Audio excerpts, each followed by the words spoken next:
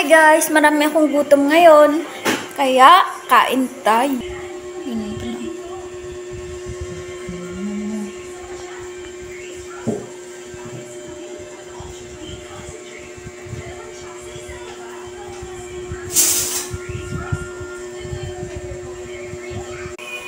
Hi!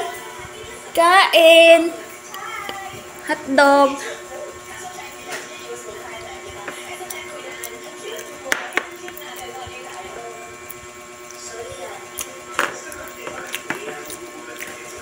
Nagutom.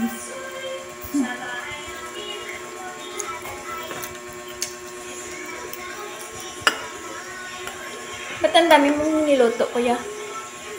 Eh, ano na, over na kasi yun.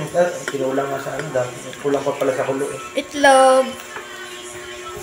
Over Ito ang paborito kong pagluto.